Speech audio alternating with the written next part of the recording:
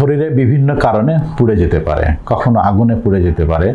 আগুনে কিভাবে পুড়তে পারে? দেখা যাচ্ছে কোনো একজন মা বা বোন রান্না করছেন, অথবা কেউ রান্নাঘরে আছেন, রান্নাঘরে কাজ করার সময় রান্নাঘর চুলা থেকে আগুন ধরে যেতে পারে, অথবা অন্য কোনোভাবেও শরীরে আগুন লেগে যেতে পারে। অনেক সময় বাচ্চারা খেলাধুলার সময় দেখা যায় একজন আরেকজনকে গায়ে আগুন লাগিয়ে দিচ্ছে, অ্যাক্সিডেন্টালি হয়তো হচ্ছে, অবশ্য কখনো কখনো ইন্টেনশনালিও হতে পারে। এরকমভাবে শরীরে আগুন লাগতে পারে।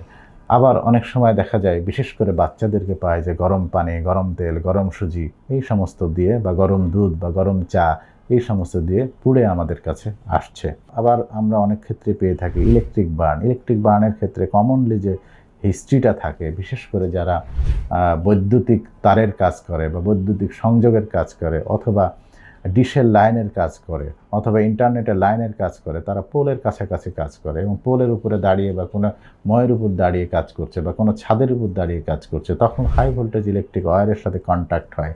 এই কন্ট্যাক্ট হওয়ার ফলে তাদের একটা শরীরের একটা অংশ পুড়ে যায়, এবং এই সমস্ত ক্ষেত্রে একটা পড়ে যাওয়ার হিস্ট্রি থাকে। দেখা যায় যে ওরা ময়ে আছে অথবা ছাদের উপরে আছে, ছাদের কর্নার থেকে নিচে পড়ে যাচ্ছে, সেখান থেকেও দেখা যায় যে পুড়ে যাওয়ার পাশাপাশি তাদের যে পড়ে যায়, এই পড়ে যাওয়ার ফলেও শরীরের অন্য জায়গায় আঘাত থাকতে পারে, হাড় ভেঙে যেতে পারে, মাথায় ইনজুরি হতে পারে, এই ধরনের সমস্যাগুলো নিয়ে আসে। আবার বাসা বাড়িতেও অনেক সময় দেখা যায় বাচ্চারা ইলেকট্রিক যে সুইচ বোর্ড থাকে, সেক্ষেত্রে অ্যাক্সিডেন্টালি কোনো কিছু ঢুকায় দিয়ে দেখা যায় ইলেকট্রিক শকের আক্রান্ত হয়। অনেক বাচ্চাদেরই পায়, বিশেষ করে আঙ্গুলে ক্ষত নিয়ে আমাদের কাছে চলে আসে। এছাড়াও আমরা কেমিক্যাল বার্নের রোগীও আমরা পেয়ে থাকি, যারা কোনো একটা কেমিক্যালের সংস্পর্শে এসে তাদের শরীরে কোনো একটা অংশ পুড়ে গেছে। যেভাবেই পুড়ে যাক না কেন, তাদেরকে অবশ্যই একটা শুরুতেই যেখান থেকে যেখানে পুড়ে গেছে সেই জায়গা থেকে সরিয়ে নিতে হবে।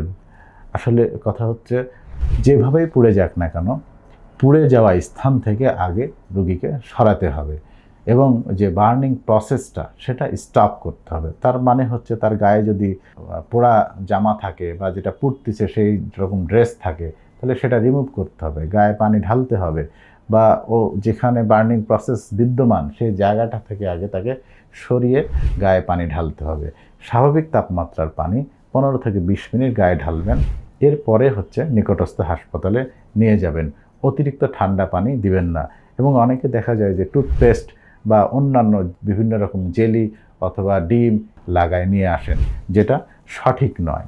সুতরাং অন্য কিছু লাগানোর দরকার নাই। যদি সিলভার সালফার ডায়াজিন বা সিল ক্রিম নামে বাজারে পাওয়া যায়, সেইটা যদি থাকে তাহলে সেইটা দিতে পারেন। তা না হলে শুধুমাত্র 15-20 মিনিট পানি ঢেলে নিকটস্থ চিকিৎসকের কাছে নিয়ে যাবেন। নিকটস্থ চিকিৎসক আগে তার প্রাথমিক যে সেবাটা সেটা শুরু করবেন। তারপর উনি যদি মনে করেন যে এটা একটা ভালো সেন্টারে নিয়ে যাওয়া দরকার, তখন তিনি সেই জায়গায় পাঠাবেন। বিশেষ করে আমরা বলবো যে এই ধরনের বার্নের রোগীদের ক্ষেত্রে অবশ্যই একজন প্লাস্টিক সার্জনের কাছে পাঠানো উচিত, বা যেখানে বার্নের চিকিৎসা দেওয়ার মতো সুযোগ সুবিধা আছে এই সমস্ত জায়গায় তাকে পাঠানো উচিত। একজন প্লাস্টিক সার্জন কাছে যদি শুরু থেকে চিকিৎসাটা পায়, তাহলে এই রোগীদের শুরু থেকে শেষ পর্যন্ত যখন যেরকম চিকিৎসা সেবা দরকার সেগুলো দিয়ে থাকবেন। যার ফলে হবে কি, যে পুড়ে যাওয়ার চিকিৎসা তো সে পাবেই, পাশাপাশি এর যে জটিলতাগুলো হতে পারে সেই জটিলতাগুলো চিকিৎসা দেওয়া সম্ভব হবে, এবং জটিলতাগুলো অনেক ক্ষেত্রে হবেই না, বা হয়েও যদি যায় সেই জটিলতাগুলোও প্লাস্টিক সার্জন তিনি সমাধান করতে পারবেন।